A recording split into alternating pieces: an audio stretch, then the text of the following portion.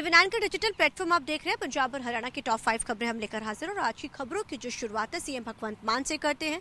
CM भगवंत मान ने आज जो कि लगातार उनका कार्यकाल जो 4 साल का रहा उसके बारे में मंत्रियों के साथ जो वो खास बातचीत कर, लेकिन आज जब सीएम मान से राघव चड्ढा, क्योंकि उनको पार्टी से जिस तरीके के साथ कल उनको पद से हटाया गया है, जो पद उनको दिया गया था, और उसके बाद राजनीतिक सियासत गर्मा चुकी है।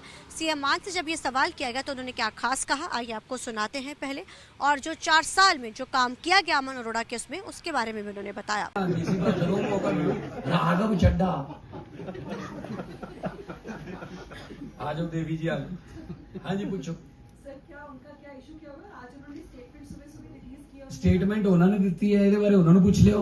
ਪਰ ਪਾਰਟੀ ਇਸ ਤਰ੍ਹਾਂ ਕਰਦੀ ਰਹਿੰਦੀ ਹੈ ਕਿ ਪਾਰਲੀਮੈਂਟਰੀ ਬੋਰਡ ਦਾ ਜਿਹੜਾ ਲੀਡਰ ਜਾਂ ਡਿਪਟੀ ਲੀਡਰ ਬਦਲਦਾ ਰਹਿੰਦਾ।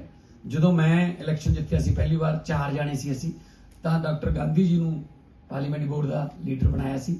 ਬਾਅਦ ਦੇ ਵਿੱਚ मैं भी मतलब अब बात कर लेते हैं, क्योंकि हम राघव चड्ढा की बात करें तो राघव चड्ढा ने भी अपने फेसबुक पे आकर और अपने ट्विटर हैंडल पे डाला है कि उनके चुप्पी को उनकी जो है कमजोरी ना समझा जाए, आम लोगों के मुद्दे उठा रहे हैं। राघव चड्ढा ने एग्जैक्टली क्या कहा, आइए आपको सुनाते हैं। मुझे जब जब पार्लियामेंट में बोलने का मौका मिलता है मैं जनता के मुद्दे उठाता हूँ, और शायद ऐसे टॉपिक्स उठाता हूँ जिसे आम तौर पर संसद में नहीं उठाया जाता है। लेकिन क्या जनता के मुद्दे उठाना, पब्लिक इश्यूज पे बात करना कोई अपराध है? क्या मैंने कोई गुनाह कर दिया, कोई गलती कर दी? Have I done something wrong? ये सवाल आज मैं इसलिए पूछ रहा हूँ क्योंकि आम आदमी पार्टी ने राज्यसभा सेक्रेटेरिएट को ये कहा है कि राघव चड्ढा के पार्लियामेंट में बोलने पर रोक लगा दी जाए।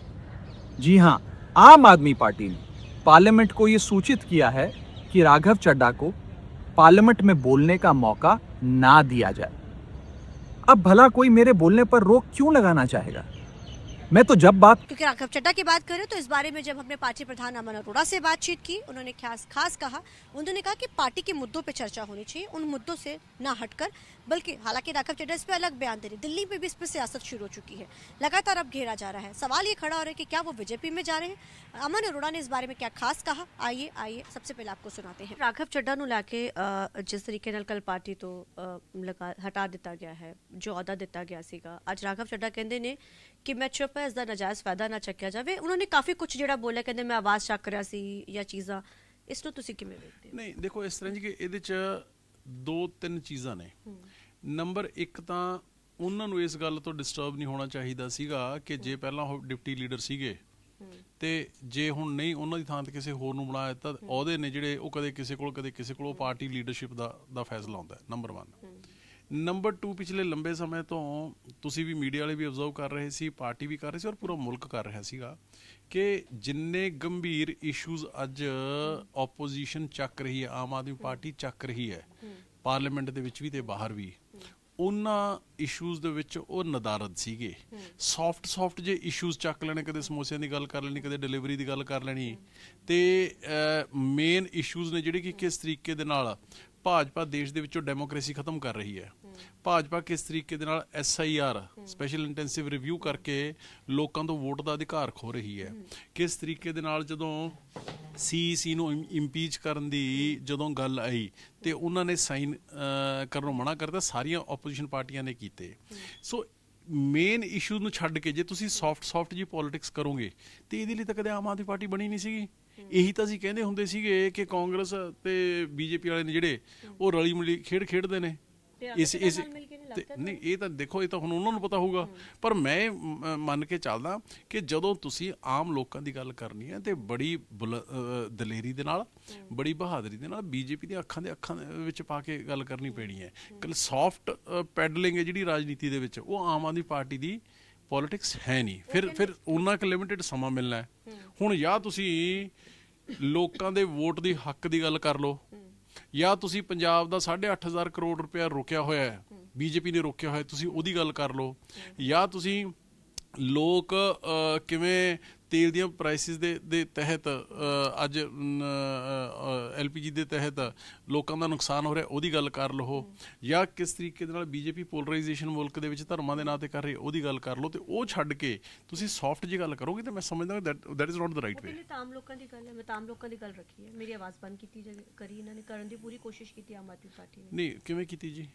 ਆਮ ਆਦਮੀ ਪਾਰਟੀ ਨੇ ਕੀ ਕਿਹਾ? ਆਮ ਆਦਮੀ ਪਾਰਟੀ ਨੇ ਕਿਹਾ ਵੀ ਜਿਹੜੇ ਪਾਰਟੀ ਦੇ ਏਜੰਡਾਜ਼ ਨੇ, ਹੁਣ ਜੇ ਮੈਨੂੰ ਇੱਕ ਗੱਲ ਦੱਸੋ ਤੁਸੀਂ, ਮੈਂ ਆਮ ਆਦਮੀ ਪਾਰਟੀ ਦਾ ਮੈਂਬਰ ਆ ਜਾਂ ਮੇਰੇ ਨਾਲ ਦੇ ਅਸੀਂ 92-93 ਸਾਥੀ ਹੋਰ ਨੇ, ਜੇ ਅਸੀਂ ਪਾਰਟੀ ਜਿਸ ਲਾਈਨ ਨੂੰ ਛੱਡ ਕੇ ਜੇ ਅਸੀਂ ਆਪ ਦਾ ਰਾਗ ਅੱਡ ਹੀ ਅਲਾਪਾਂਗੇ ਤੇ ਕੰਮ ਥੋੜਾ ਚੱਲੂਗਾ ਜੀ।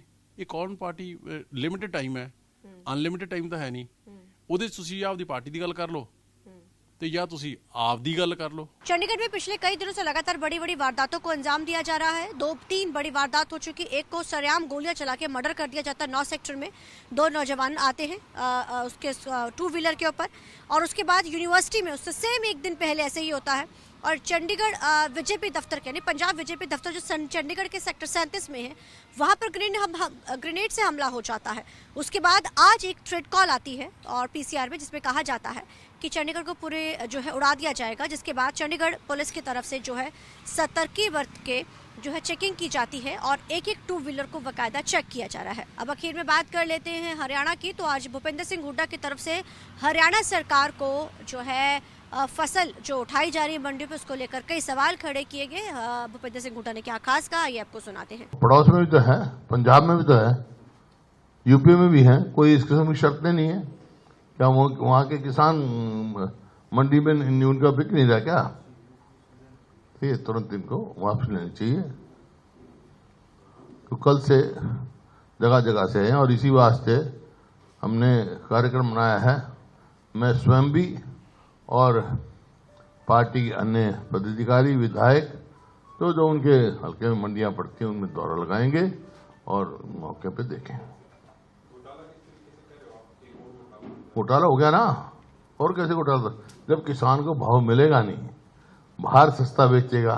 तो ये थी पंजाब और हरियाणा की टॉप 5 खबरें। देखते रहिए TV9 का डिजिटल प्लेटफॉर्म।